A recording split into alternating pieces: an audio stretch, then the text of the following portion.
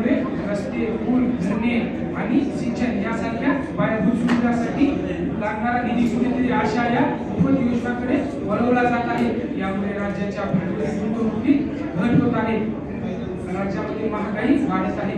शासकीय आणि प्रशासकीय गुंतागुंत होत आहे. लाडकी बहीण योजना ही मतदारांचं मत विकत घेण्याची योजना आहे. ही योजना निवडणुकाच्या आधीच येते व अप्रत्यक्षपणे मतदारांच्या खात्यात पैसे जमा केले जातात असे म्हणणे असंवैधानिक आहे. यामुळे मतदारांना फोडता येते. त्यामुळे म्हणून ही योजना राज्याच्या हिताची नसून ती राज्याच्या आर्थिक व्यवस्थेवर घातक आहे. म्हणून मी या योजनेचा विरोध करतो. आयुष्यमान भारत प्रधानमंत्री जन आरोग्य योजना ही योजना निघाली खरी आहे, पण काय या योजनेत भ्रष्टाचार होत नाही का? पेशंटला बिल वाढवण्यासाठी दवाखान्यात होतात, पेशंटला व्हेंटिलेटरवर 10 दिवस ठेवतात व प्रचंड अशा प्रमाणात बिल काढले जातात व योजना मंजूर होईपर्यंत वेगवेगळ्या मार्गाने पैसे काढतात. सर, माझा एक वैयक्तिक अनुभव आहे. जेव्हा मी एका पेशंटला घेऊन दवाखान्यात गेलो त्यावेळेस तिथे त्यांनी पेशंटला ऍडमिट केलं, पण वेगवेगळ्या तपासण्या व मेडिकल हे त्यांनी बाहेरून आणावयास लावलं. हे योजनेत न होता वैयक्तिक खर्चाने करावं लागलं. नंतर योजना मंजूर झाली, पण जो काही खर्च होता तो योजनेत न होता वैयक्तिक खर्चाने करावा लागला. नंतर योजना मंजूर झाली, पण त्या लोकांना काही पेशंटच्या परिस्थितीची चिंता नव्हती. पेशंट जगो की मरो याची चिंता न करता ते लोक फक्त पैशाची आणि कागदपत्राची चिंता करत होती. आयुष्यमान भारत प्रधानमंत्री जन आरोग्य योजना ही वरवरून आपल्याला चांगली वाटत असली तरी ती आतून सरकारच्या लाभासाठी व प्रचारासाठी चालवलेली 24 तास अप्रत्यक्षपणे आचारसंहितेत जसा प्रचार करण्यास सक्त मनाई असते, पण सरकार आयुष्यमान भारत या योजनेद्वारे 24 तास व 12 महिने या योजनेच्या अंतर्गत आपला प्रचारासाठी व लाभासाठी ही योजना चालवत आहे. प्रधानमंत्री उज्ज्वल योजना या योजनेअंतर्गत या योजनेचा मुख्य उद्देश ग्रामीण भागातील महिलांना धुरापासून मुक्त करणे हे आहे. पण या योजनेचा मुख्य उद्देश बघून सरकार या योजनेमागून प्रचंड अशा प्रमाणात भ्रष्टाचार करत आहे. सुरुवातीला या योजनेअंतर्गत मोफत गॅस कनेक्शन दिलं जातं. त्यामुळे सुरुवातीला या योजनेअंतर्गत मोफत गॅस कनेक्शन दिलं जातं. त्यानंतर गॅस भरण्यासाठी लागणारी जी रक्कम आहे सामान्य कुटुंबाला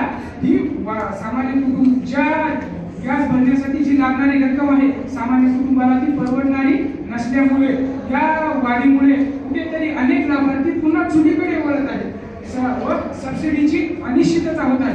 सुरुवातीला जेव्हा गॅस कनेक्शन मिळालं तेव्हा या सबसिडी थेट लाभार्थ्यांच्या बँक खात्यात जमा होत असे, पण आता मात्र तसे होत नाही व यामुळेच रिफिलिंगचे प्रमाण कमी होत आहे. ग्रामीण भागातल्या कुटुंबाचे उत्पन्न कमी असल्याने 1100 रुपये भरून गॅस सिलेंडर भरणे हे त्यांना शक्य नाही. त्यामुळे या रिफिलिंगचे प्रमाण कमी होत आहे.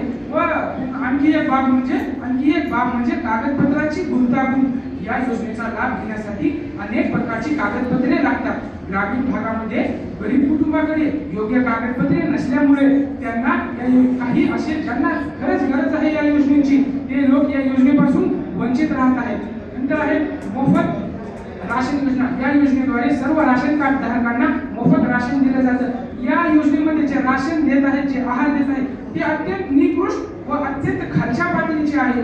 या आहारातून आपल्या शरीराला कोणताच असा पोषक तत्व मिळत नाही. ज्या आपल्या शरीराला ज्या पोषक तत्वाची गरज आहे असे कोणतेच पोषक तत्व या आहारातून मिळत नाही. म्हणून या योजनेचा आहार जो मिळत आहे या देशातील लोक खाऊन ते सदृढ तर बनणारच नाही, परंतु ते विकृत मात्र बनतील याची मी हमी देतो. प्रधानमंत्री राशन योजनेद्वारे काही लोकांना या योजनेचा फायदा होत आहे. काही लोकांची परिस्थिती चांगली आहे ते लोक या योजनेमध्ये मिळालेले जे राशन आहे ते डबल रेटनी बाजारामध्ये विकत आहेत व ज्यांना खरंच या योजनेची गरज आहे ते लोक या योजनेपासून वंचित राहू नये. ग्रामीण भागातील गरीब मुले मुली असे अन्न खाऊन त्यांचा मानसिक व शारीरिक विकास होत नाही. यामुळे मग देशाचा युवा कसे घडेल? देशाचा युवा हा सर्वात जास्त ग्रामीण भागामध्ये आहे. अशा या योजनेमुळे जर सरकार आपल्या गावातल्या विद्यार्थ्यांना असा आहार देत असेल तर कसे चालेल? देशाचा युवा कसे बनेल? आपण विश्वगुरू कसे बनेल? नंतर आहे मोफत शिक्षण योजना. या योजनेद्वारे संशोधन करण्यासाठी सरकार शिष्यवृत्ती देत असेल, पण ती पण योजना बंद झाली. गरीब मुलांच्या विद्यार्थ्यांना ज्यांना वैज्ञानिक बनायचं होतं ते बनू शकणार नाही. माझ्या अनेक प्रतिस्पर्धींनी मोफत योजना ही चांगली आहे व आत्मनिर्भर बनेल असे सांगितले.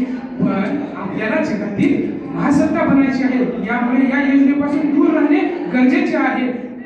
मोफत योजनेमुळे आपण विश्वगुरू न बनता तर आपण विकलांग बनत चाललो आहोत. हे आमच्या लक्षात काय येत नाही. काही कुटुंब लोकांना या योजनेचा फायदा होत असेलही, पण संपूर्ण देशाच्या सर्वांगीण प्रगतीचा विचार केला तर अशा स्वरूपाच्या अल्पकालीन लाभांच्या योजनाचा त्याग करणे हे एक भारतीय म्हणून प्रत्येकाची एक नैतिक जबाबदारी आहे. धन्यवाद.